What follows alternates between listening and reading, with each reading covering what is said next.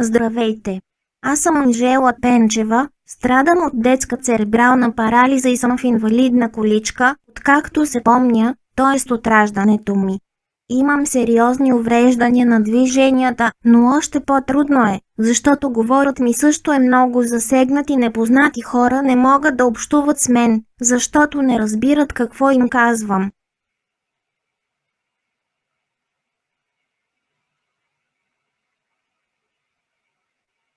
В годините преди 89-та не можах да получа официално образование, защото учителите отказваха да ми преподават и изпитват.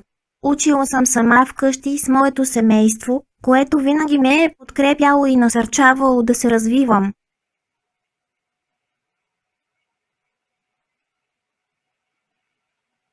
През 90-те започнах активно да участвам в различни сдружения на хора с увреждания и така открих театъра, който ме заплени завинаги. Заедно с други колеги в моето положение създадохме група за алтернативен театър. Имаме над 10 спектакли, които сме играли в над 100 представления.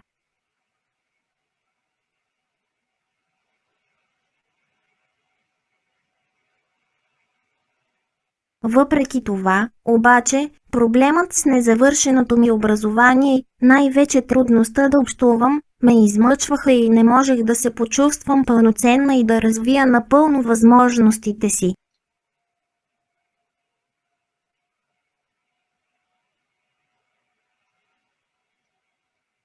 Преди 5 години добрият шанс ме срещна с фондация Асист и тази среща промени животът ми към много по-добро. Откакто имам устройството за контрол с поглед, вече нямам нужда от помощ за компютъра ми. Сама се справям с всичко, свързано с него, и най-важното за мен – мога сама да общувам с хората.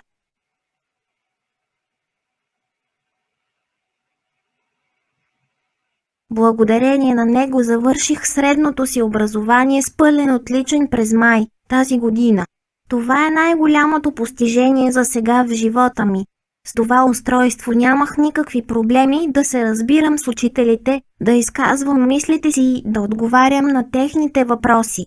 За първи път нямах притеснения, че ще се разбираме, както хората без говорни затруднения.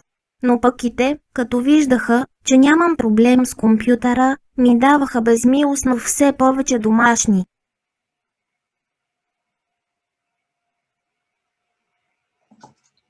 Ще споделя предимствата за мен в ежедневното общуване.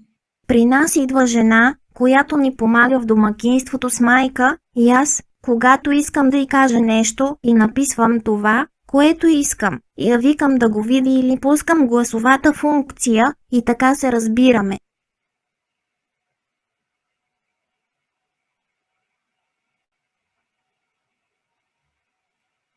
Миналата година на конференция се запознах с един човек сама без майка. Той беше оператор между почивките, майка и той си приказваха и на мен ми направи хубаво впечатление. Към края на конференцията аз останах сама и го издебнах да ме погледне и му махнах с ръка. Той дойде и седна до мен. И почнахме да си говорим, като че ли се познаваме от години.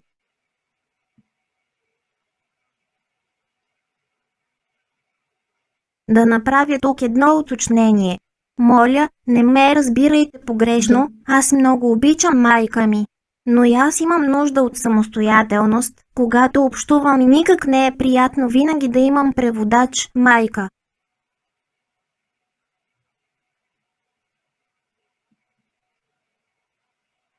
Впрочем, технологиите много улесняват и общуването ми с нея самата.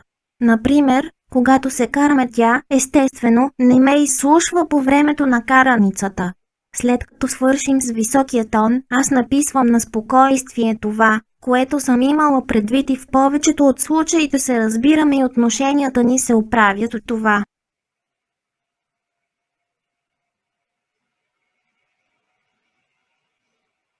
Другата полза от моето безценно хобби е, че мога да викам майка с Viber, когато тя е в кухнята.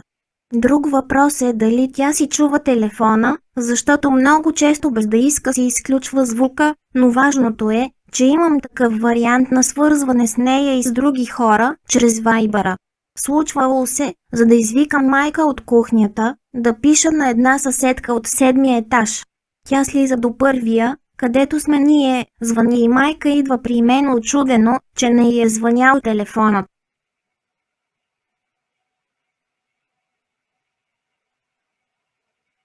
Сега вече онлайн мога да се запознавам с много повече хора и да общувам с тях във Фейсбук и други социални мрежи.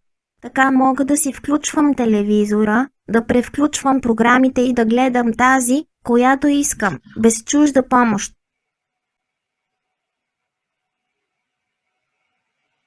Сигурно знаете, че преди 6 години завърших книгата ми «Моят живот».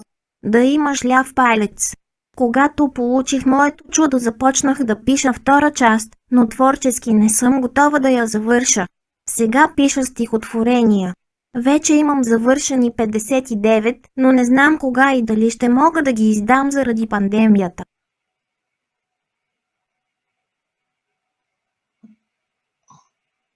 Устройството за писане с поглед е много важно за хора в моето положение, а ние не сме единици.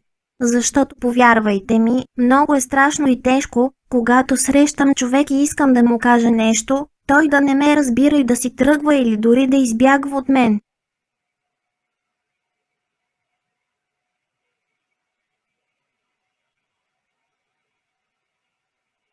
Затова искам да използвам случая и да призова социалните служби да потърсят начин да снабдяват нуждаещите се с такива устройства така, както с инвалидни колички, на няколко години.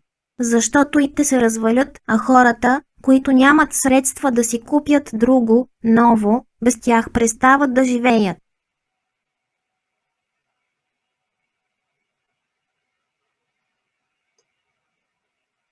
Благодаря за вниманието.